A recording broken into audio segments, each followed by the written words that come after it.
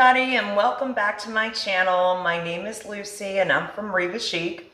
Today we're going to be doing a really fun project with gel stain. So I am working on a commission piece for a customer, and she already finished a tabletop on a dining room table with this same gel stain.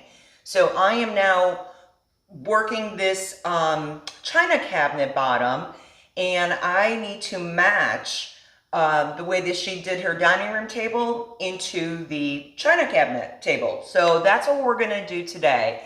With the products that I'm using today, I will put everything on the description of the video, but just want to let everybody know that none of these products were sponsored. These are products that I like to use, especially when it comes to the tools and stuff. And this particular gel stain, like I said, my customer did let me use it for this particular project that I'm working on. So I'm going to show you a step-by-step, as much as I can here, of how to prep this piece from the sanding part to the end, and also sealing it. So what are we waiting for? Let's get dirty.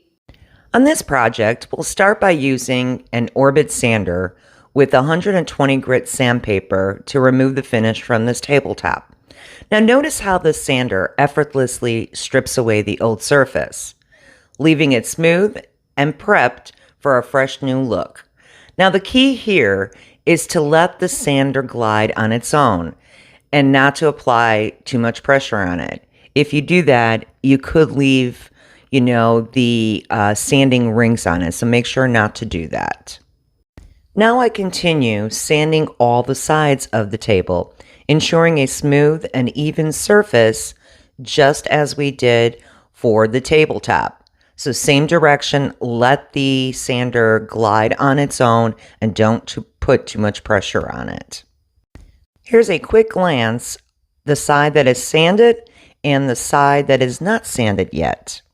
I am using a Festool Orbit sander in this project. And I'm also using a Festool extractor for this project. Now I have a few scratches to fill with wood filler. I'm using a tinted wood filler to match the walnut stain I'll be applying later. The tool here that I'm using is a spreader, which easily glides over the surface and makes the filler smooth. You can also use a putty knife if you like. Make sure that the scratches are filled with filler. I let it sit until it's completely dry before I start sanding it. Now I am ready to sand the wood filler. I check for smoothness by running my hand over the surface. If it feels even and smooth, I know it's ready for that next step. Taking my time ensures a perfect finish. So the key here is take your time on this project. Now I take a 180 grit sandpaper and I carefully run it across the entire tabletop. I make sure to sand every inch, paying special attention to any rough spots or imperfections. The step is crucial for achieving a smooth, even surface.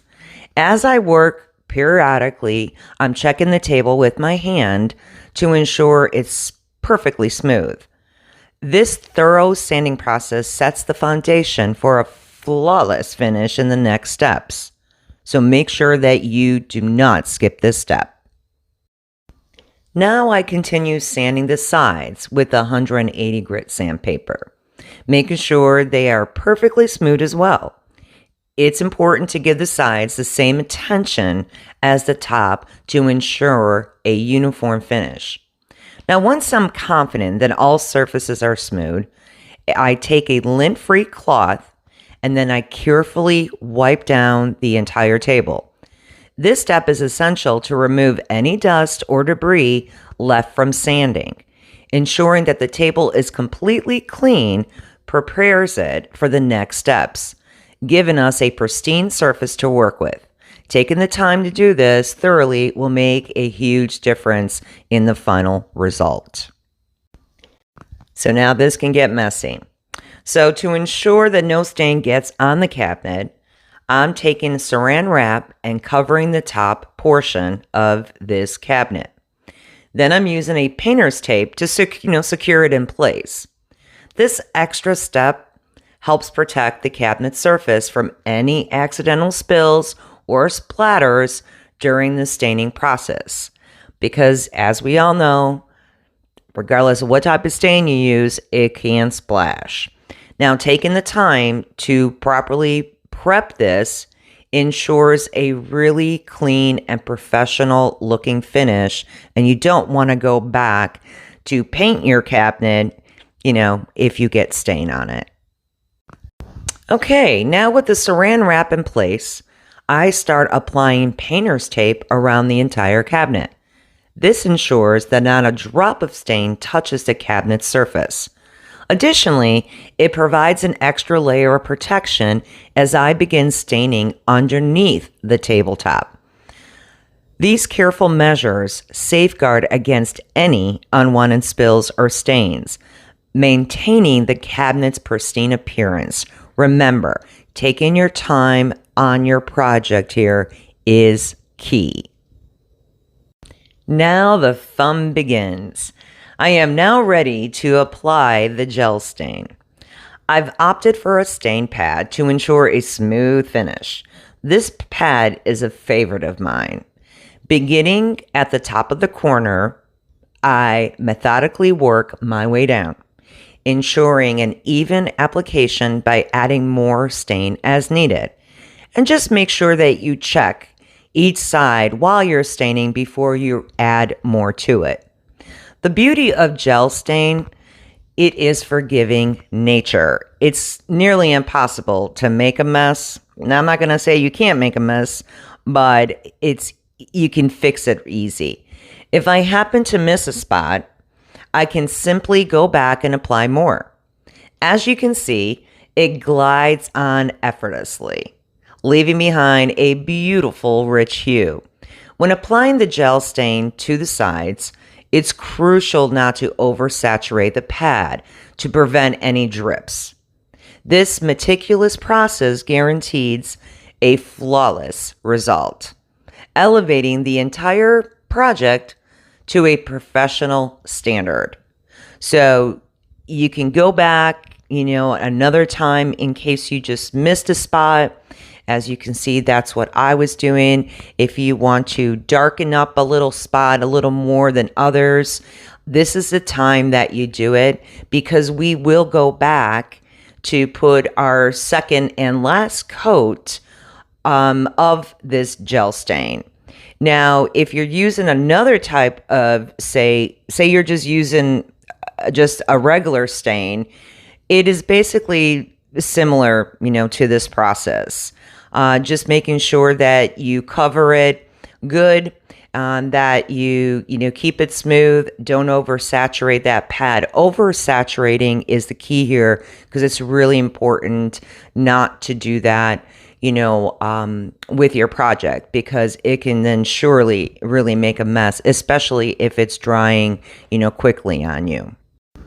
Now it's time to stain underneath the tabletop.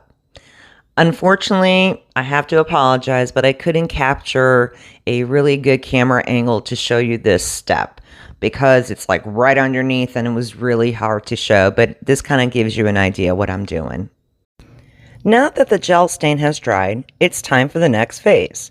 So I grab my 220 grit sandpaper and sand the entire tabletop, ensuring I cover every inch, including the sides.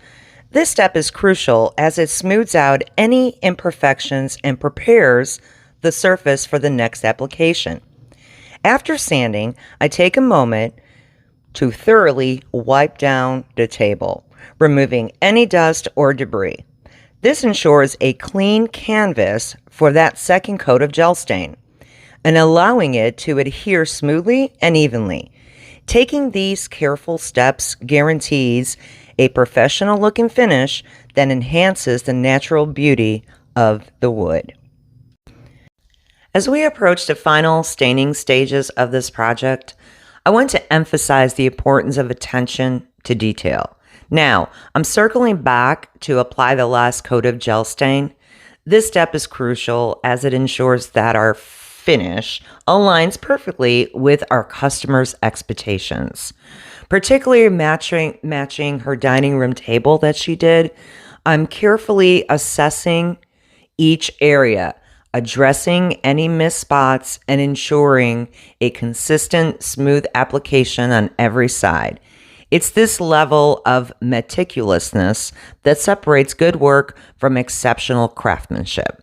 As we near completion, let's remain focused on delivering nothing short of excellence.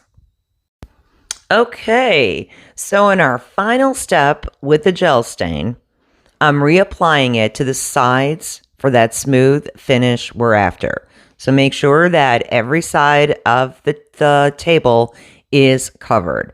This ensures that every angle is perfected and it's consistent. It's these last touches that truly elevate the project, delivering the quality that my customer deserves. Now let me introduce you to the products I'm using for this project. I'm using General Finishes High Performance Satin Seal paired with a 3-inch 100% lambskin brush. You heard me, lambskin, which works wonders with this product. With this combo, I ensure a smooth application across the entire tabletop and the sides. It's all about attention to detail, as I make sure not to miss any areas. The seal is applied evenly, enhancing the wood's natural beauty while providing a protective finish. Taking the time to do it right ensures a result that not only looks professional, but it also stands the test of time. And don't forget also to smooth out those sides, because there will be drips when you're working on the top of the table. I always wait to the last to do my sides. After the seal dries, I use a 220 grit sandpaper to smooth it out. Then I wipe it clean before applying the second coat. Now this step is really important, and it is repeated for every coat that you put on. So if you're only doing 2 coats, you're going to do it twice. If you're doing 3 or, so forth, just make sure that you are doing this step for every coat of seal that you put on. Now let's move on to applying the second coat of seal onto the tabletop. We follow the same process and, ensuring to cover every part of the table, including the sides, and don't forget underneath. This application process guarantees a smooth finish across the entire surface, enhancing its appearance and providing added protection. Taking the time to coat each area ensures that the wood is thoroughly sealed, preserving its beauty for years to come. And don't you want that? So make sure that you evenly put this on, as this is your second coat.